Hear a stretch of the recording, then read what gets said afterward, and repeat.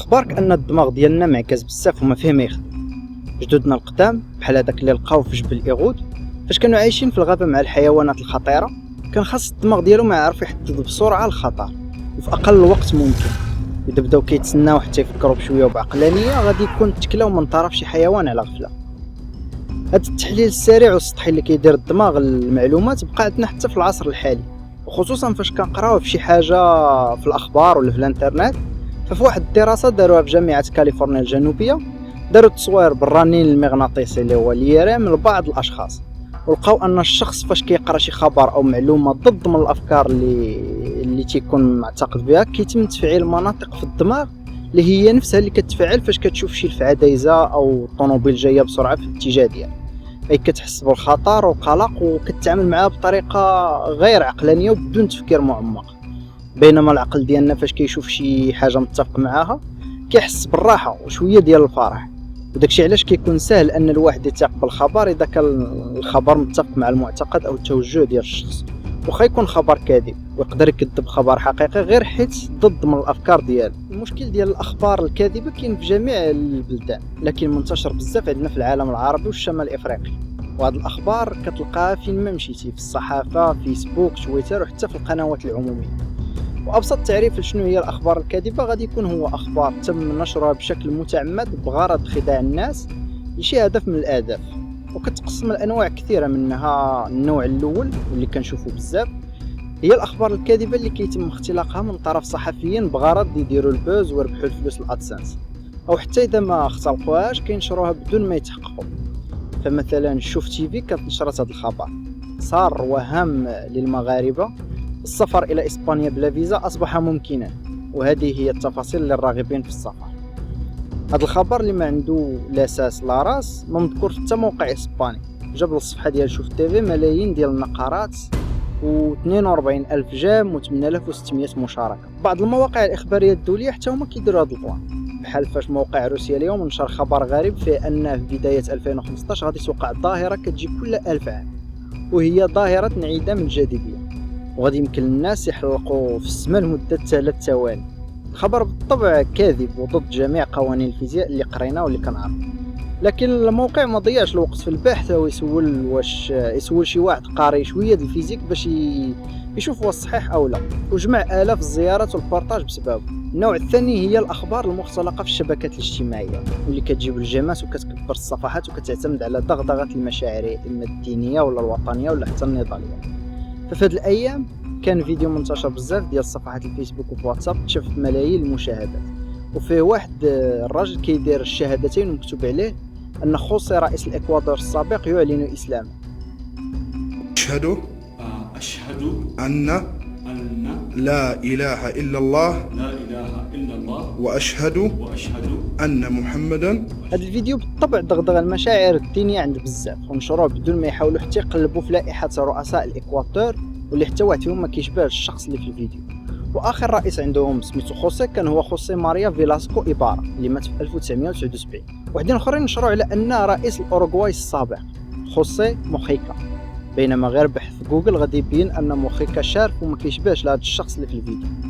الفيديو الاصلي كان اول ما نشروه هو رجل الدين في قطر سميتو الدكتور سلطان الهاشمي، لكن ما انتشرش بزاف، ومن بعد زادوا ليه التويشيه ديال ان رئيس الاكوادور ولا الاوروغواي وصل لملايين المشاهدات. في يوتيوب كنشوفوا هذا النوع ايضا كيطلع في الصفحات ديال الترندين، بحال هذا الخبر الكاذب اللي فيه القاء القبض على الياس العماري، او نهار انتشر في فيسبوك ان الهاكر الجزائري حمزه بن دلاج تم الحكم عليه بالاعدام، بينما الحقيقه انه تحكم عليه ب 15 عام حبس والاعدام كاع من تيتعاطى في الجرائم ديال الالكترونيه. واقدم خبر كاذب عقلت عليه في هذا النوع هو خبر الفتاه اليمنيه او العمانيه اللي تمسخات حيوان حيت استهزأت بالقران، وانتشر هذا الخبر في المنتديات ديال زمان وانتقل حتى للجرائد. وفي الاخير طلعوا الصور ديال هذا الخبر من معرض ديال الفنانه استراليه سميتها باتريشيا بيتشينيني. النوع الثالث في هذه الاخبار الكاذبه وهي الاخبار اللي كتكون صحيحه لكن كيبدلوا لها السياق، بحال هذا الفيديو ديال النساء في ميرلفت كيغوتوا العيالات ها هما والرجال فينا هما. مباشره انتشر الخبر على انها مظاهره ضد العنوسه.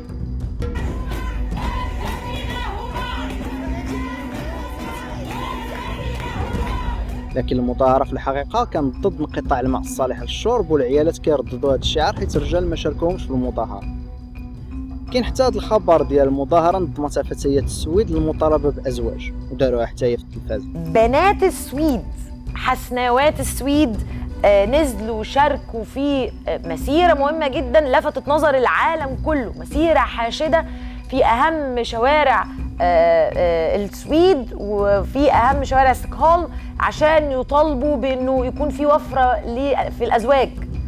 لكن الخبر الحقيقي هو ان هذا فيستيفال سميتو جو بلوند كيديروا كل عام في ريغا عاصمه لاتفيا. نفس الشيء مع الخبر ديال اردوغان يمنح دراجه هوائيه لكل طفل يصلي الفجر في المسجد اللي نشروه مواقع اخبار مغربيه وعربيه.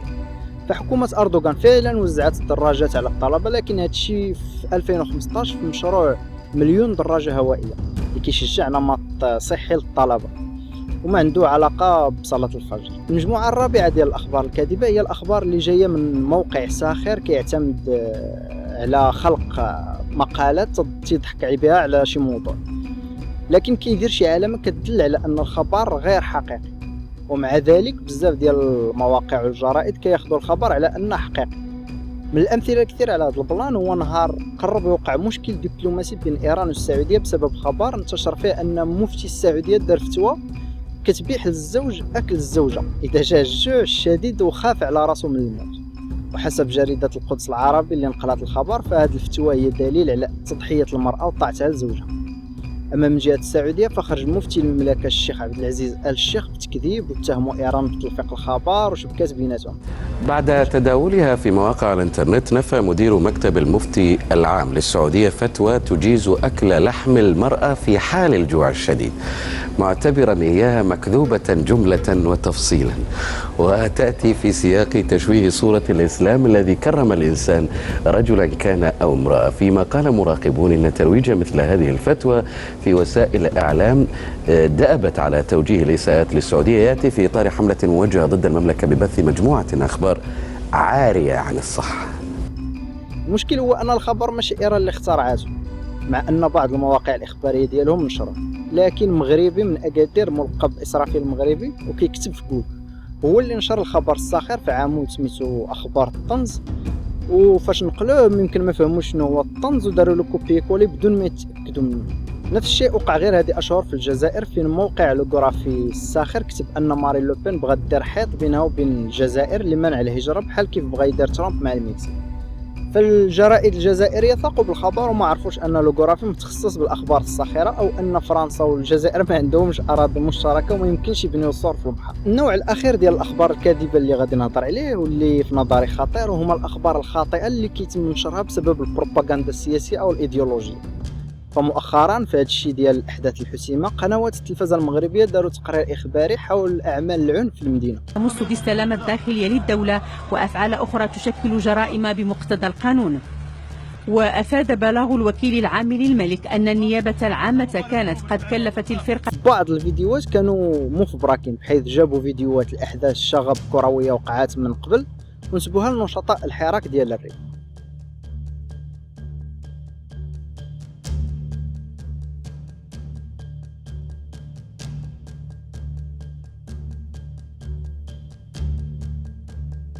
فرانس 24 حتى هي دارت نفس الشيء وبينات شي لقطات في مظاهرات في فنزويلا على انها في الريف، لكن بزربة اعتذرت في بيان صحفي.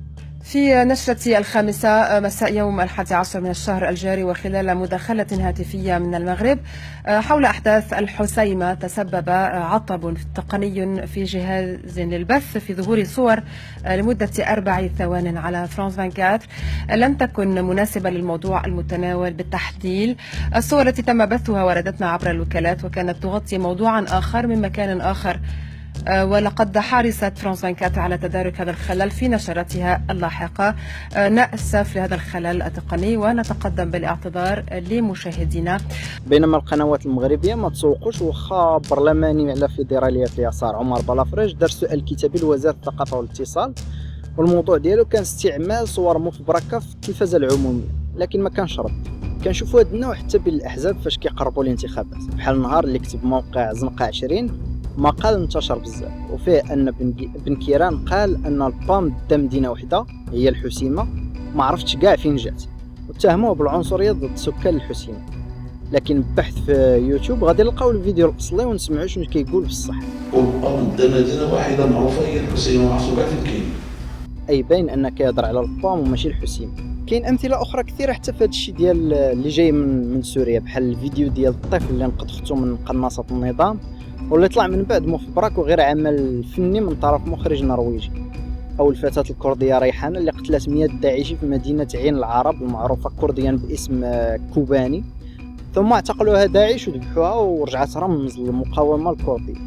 لكن في الحقيقه وحسب الصحفي اللي خدا الصور ديالها، هذيك الفتاه ما دخلتش في الجيش ديال الاكراد، لكن في قوات حمايه الشعب اللي بحال البوليس، والصوره ديالها ماخوذه في حفل التخرج ومازال على قيد الحياه. لتجاوز هذا الامر ديال الاخبار الكاذبه، خاص الواحد ياخذ الاخبار ديالو من مصادر متنوعه من جميع الاطياف السياسيه والفكريه، ويقارن بيناتها ويحاول يميز بين الجرائد والمواقع الاخباريه اللي كدير خدمه مزيانه والاخرى اللي ما مسوقاش للحقيقه وهمها الاكبر هو عدد النقرات. وضروري الواحد يبدا يشك في اي حاجه قرا وما ياخذش كل شيء على انه حقيقه، او كيف قال الصحفي اسماعيل عزام اللي كيشتغل بقناه CNN في هذا المقال، خاص الواحد يرفع درجه الشك او ينقصها حسب قوه مصادر الخبر. فالخبر اللي موراه جريده كبيره بحال الواشنطن بوست ماشي خبر من جريده الصباح اللي كدير بحال هاد العناوين.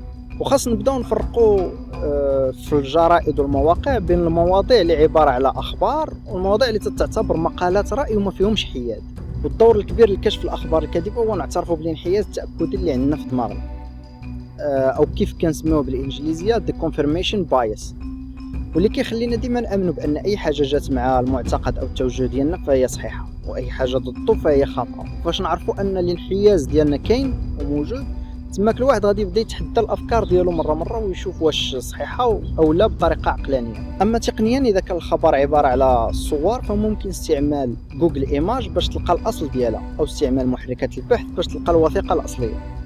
اما فيسبوك فبدا يدير فلتر لبعض الاخبار الزائفه اللي تم التحقق من الكذب ديالها من طرف مجموعات لا منتميه، وغادي يبداو يخرج في البارطاج مع هذا التحديث، وغادي يبدا يتعامل معهم بحال كيف الجيميل كيتعامل مع السبام. لكن هادشي مازال بعيد باش يوصل عندنا بالعربيه والدارجه، ويقدر في المستقبل جوجل وفيسبوك يطوروا شي عقل اصطناعي اللي غادي يدير هذه المساله بدقه اكبر. وفي الاخير طريقه محاربه الاخبار الكاذبه ممكن تلخيصها في جمله واحده قالها العالم الكبير الحسن بن الهيثم في القرن العاشر ميلادي. مع انها كيهضر على العلوم والمنهج العلمي، لكن ممكن تطبيقها حتى على الافكار والاخبار والمعلومات اللي منتشره في الانترنت او وسائل الاعلام. والجمله اللي قال هي: والواجب على الناظر في كتب العلوم إذا كان غرضه معرفة الحقائق أن يجعل نفسه خصما لكل ما ينظر فيه، ويجيل فكره في متنه وفي جميع حواشيه، ويخصمه من جميع جهاته ونواحيه، ويتهم أيضا نفسه عند خصامه فلا يتحامل عليه ولا يتسامح فيه، فإنه إذا سلك هذه الطريقة انكشفت له الحقائق. شكرا بزاف على المشاهدة، وإذا عجبك الفيديو ما تنساش دير جيم وسبسكرايب للقناة.